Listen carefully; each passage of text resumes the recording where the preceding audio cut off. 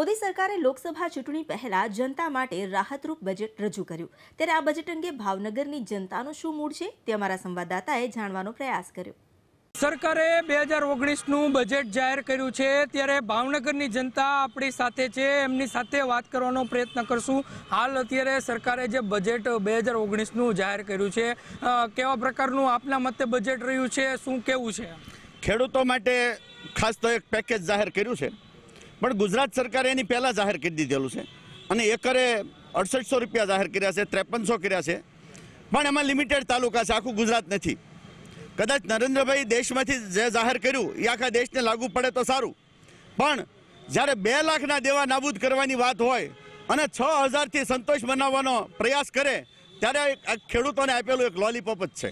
ખાસ કરીને ભાવનગરના જે લોકો છે તે આ ખેડૂતલક્ષી જે બજેટ જાહેર કર્યું છે તેને લોલીપોપ માની રહ્યા છે। અન્ય એક વ્યક્તિ છે, એમની જોડે વાત કરવાનો પ્રયત્ન કરીશું। આપને પૂછવા માંગીશ, હાલ જે બજેટ અત્યારે 2019નું જાહેર થયું છે, આપના મતે કયા પ્રકારનું બજેટ? આ બજેટ છે ને ઓલું જાહેર કરેલું છે, ગરીબને કોઈ લાભ મળ્યો નથી અને ગરીબ લક્ષી આ બજેટ જ નથી। કોઈ નોકરિયાત કે ગરીબ કે ખેડૂતને કોઈ લાભ મળ્યો નથી આમાં। આ તો લોલીપોપ આપવા એક માગે છે। 2019માં ચૂંટણી આવે છે અને એનું સ્થાનક જાળવી રાખવા માટે હવે લોલીપોપ આપી છે, બીજું કાંઈ છે એની બજેટમાં કોઈ લાભ આપવામાં આવ્યો નથી ખેડૂતને કે ગરીબ માણસને કોઈને। ખાસ કરીને એમનું કહેવું છે કે બજેટનો કોઈ લાભ નથી તેવું પણ એમનું માનવું છે। અન્ય એક નાગરિક છે, એમને પૂછવા માંગીશ, ખાસ કરીને આપને પૂછવા માંગીશ, જે ટેક્સની વાત છે તેમાં ક્યાંક ને ક્યાંક 5 લાખની જે આવક મર્યાદા વધારી છે, આપનું શું માનવું છે? ટેક્સમાં જે આવક મર્યાદા જે વધારી છે 5 લાખ રૂપિયા જે કરવામાં આવી છે, સવાલ એ પેદા થઈ છે કે દેશની અંદર હાલમાં મંદીનો ભયંકર માહોલ ચાલી રહ્યો છે। નોટબંધી અને જીએસટીને કારણે તમામ લોકોની આવક પર મોટી અસર પડી છે, ત્યારે લોકોની આવક જ વધી નથી। જે પહેલાં આવક હતી એની કરતાં આવક વધી હોય ત્યારે આવક મર્યાદા વધારવાનો અર્થ કોઈ લોકોને સીધો લાભ મળવાનો નથી, આ વાત ચોક્કસ છે। છેલ્લા 4 બજેટ મેં આ સરકારના અમે જોયા છે, બજેટ આવે ત્યારે મોટી વાતો કરે છે, એ અંદાજપત્ર માત્ર ને માત્ર અંદાજ રહી જાય છે કે જે વાસ્તવિકતામાં જે ફેરવાતું નથી। એટલે મારી દ્રષ્ટિએ જેમ અગાઉના 4 બજેટો ફેલ ગયા છે અને લોકો જે મુશ્કેલી અનુભવી રહ્યા છે, લોકો આમ જોઈએ તો રોઈ રહ્યા છે, એમ આ બજેટ પણ લોકોને રોવડાવનારું રહેશે એવું મારું સ્પષ્ટ માનવું છે। ખાસ કરીને બજેટ લોકોને રોવડાવનારું છે તેવું પણ અહીંના નાગરિકોનું માનવું છે। અન્ય એક નાગરિક છે, એમને પૂછવા માંગીશ, ખાસ કરીને સરકારે જે 2019નું બજેટ જે જાહેર કર્યું છે તેમાં ક્યાંક ને ક્યાંક ખેડૂતોને એક હેક્ટર એ સહાય જાહેર કરી છે, શું કહેવું છે? સરકારનું 2019નું બજેટ સંપૂર્ણપણે ગરીબો, મધ્યમ વર્ગ, ખેડૂતો માટે લાભ કરતા છે। સરકારે જે કાંઈ અત્યાર સુધીમાં પગલાં લીધા છે એ પણ તમામને અસર કરતા છે। આ બજેટથી તમામને લાભ થશે, તમામ વર્ગને, ગરીબોને, મધ્યમ વર્ગને અને ખેડૂત વર્ગને લાભ થશે। સરકારે જે હેક્ટર રીતે જે જાહેરાત કરી છે 6000 આપવાની, ગુજરાત સરકારે આની પહેલાં જાહેર કરી દીધી, આણે એક બબમ પેકેજ જાહેર કરી દીધું છે, પણ સારી વાત છે ખેડૂતો પ્રત્યે એણે જે થોડો બતાવી છે, સરકારે કૂણી લાગણી જે બતાવી છે એ એક બહુ સારી વાત છે અને આ બજેટથી ખરેખર ફાયદો થશે।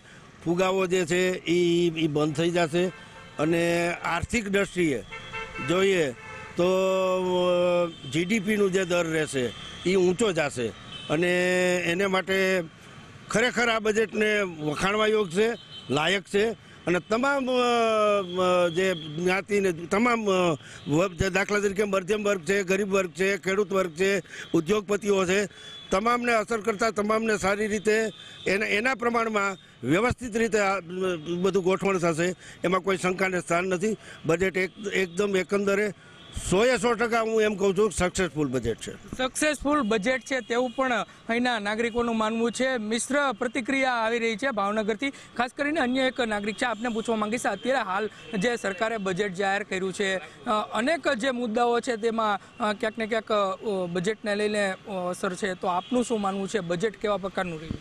આમ તો જોઈએ તો આ સરકારનું આ છેલ્લું બજેટ છે જેના પરથી એવો એક કચાશ કાઢી શકાય કે હાલની ચાલુ ઇન્ડિયાની સરકાર જે છે એને સંપૂર્ણ પોતાની મહેનત લગાવી હોય કે આપણું લાસ્ટ બજેટ છે, જ્યારે ઇલેક્શનનું વર્ષ છે, તો એમનો એક મોટિવ હોય કે બને એટલું શક્ય હોય એટલું વધારે આપવું, પણ જે બજેટમાં રજૂ થયું છે એ મૂળ સ્થિતિમાં મળશે કે કેમ એ એક બહુ મોટો પ્રશ્ન છે. ખાસ કરીને જે બજેટ રજૂ થયું છે તે મૂળ સ્થિતિમાં મળશે કે કેમ તેવું પણ અહીંના જે નાગરિક છે તેઓનું માનવું છે. અન્ય એક નાગરિક છે, એમને પૂછવા માંગીશ, હું આપને પૂછવા માંગીશ, હાલ અત્યારે જે બજેટ જે જાહેર થયું છે ખેડૂતલક્ષી બજેટ છે, તો અન્ય જે ટેક્સમાં પણ ક્યાંક ને ક્યાંક રાહત મળી છે, શું કહેવું છે?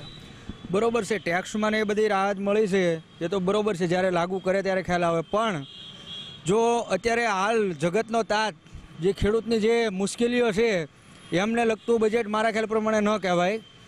અને ખેડૂતોને જો ફાયદો ના થાય તો ટૂંક સમયમાં ઇલેક્શન છે એટલે કદાચ સરકાર આડાવાળા બધા તાઇપા તો કરવાની જ છે, પણ જો ખરેખર ખેડૂતને ન્યાય મળશે એવું બજેટ નહીં હોય તો ખરેખર આગામી દિવસોમાં ભાજપને વિચારવાનું રહેશે. ખાસ કરીને ખેડૂતલક્ષી બજેટ નથી તેવું પણ આમનું માનવું છે. અન્ય એક છે, આપને પૂછવા માંગીશ, ખાસ કરીને જે ખેડૂતલક્ષી બજેટની વાત છે, એક હેક્ટર જે ખેતી ધરાવતા ખેડૂત છે તેને ક્યાંક ને ક્યાંક રાહત મળી છે આ બજેટમાં, આપનું શું માનવું છે?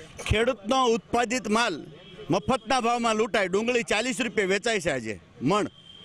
જો આવી રીતે લૂંટાતા હોય, ખેડૂતોને હજારો રૂપિયામાં બરબાદ કરી અને કદાચ 2-5 હજાર દેવાની વાત કરીને સરકાર ખેડૂતોને લોભાવવાની વાત કરતી હોય તો સરકાર એમાં એના સપનામાં રાચે છે.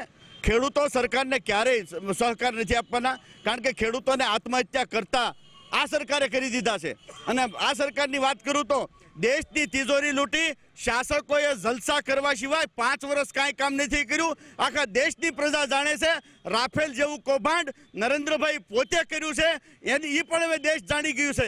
ખાતો નથી ને ખાવા દેતો નથી, પણ મળે ત્યારે મૂકતો નથી, આવું સાબિત થયું છે. ત્યારે આ દેશની પ્રજા આગામી 2019માં ભાજપને પાડી દેવા કમર કસી રહી છે, એને લોભાવવા માટેનો પ્રયાસ કર્યો છે. પણ આવી મામૂલી રકમમાં કે લોલીપોપથી લોભાય એવી પ્રજા હવે હિન્દુસ્તાનની નથી રહી. નાની રકમ ફાળવીને ક્યાંક ને ક્યાંક સરકારે જનતાને રીઝવવાનો પ્રયાસ કર્યો છે તેવું પણ અહીંના લોકોનું માનવું છે. આપને પૂછવા માંગીશ, જે બજેટની વાત છે, બજેટ કેટલા હદે આપના મતે સક્સેસ રહ્યું? બજેટ ખરેખર સક્સેસફુલ છે. કોંગ્રેસ અને કોંગ્રેસના ભક્તોને આ સક્સેસફુલ લાગતું નથી. જે વાત રહી રાફેલની, રાફેલમાં નરેન્દ્રભાઈ મોદીના 4.5 વર્ષના શાસનમાં એક પણ કૌભાંડ બન્યું નથી. કોઈ જો એમ સાબિત કરી દે કે એક કૌભાંડ થયેલું છે તો એક પણ કૌભાંડ નરેન્દ્રભાઈ મોદીના. આપણે મુદ્દો ભટકી રહ્યા છીએ, આપને પૂછવા માંગીશું, બજેટની વાત છે, બજેટમાં આપના મતે કેવું બજેટ રહ્યું છે, શું કેવું છે? આમ જોવા જઈએ તો આમ નાગરિક તરીકે બજેટ છે મિશ્ર પ્રતિસાદવાળું દેખાઈ આવી રહ્યું છે કે ચૂંટણીને અનુલક્ષીને બજેટ ઇસ્યુ કર્યું હોય એવું આપણું સંપૂર્ણપણે માનવું છે.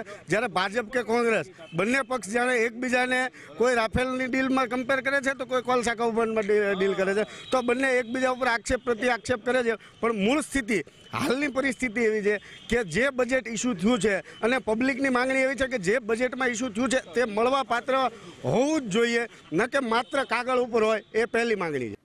તો અત્યારે બસ આટલું જ. વધુ સમાચારો માટે આપ જોતા રહો ગુજરાતની નંબર 1 ન્યૂઝ ચેનલ ABP અસ્મિતા.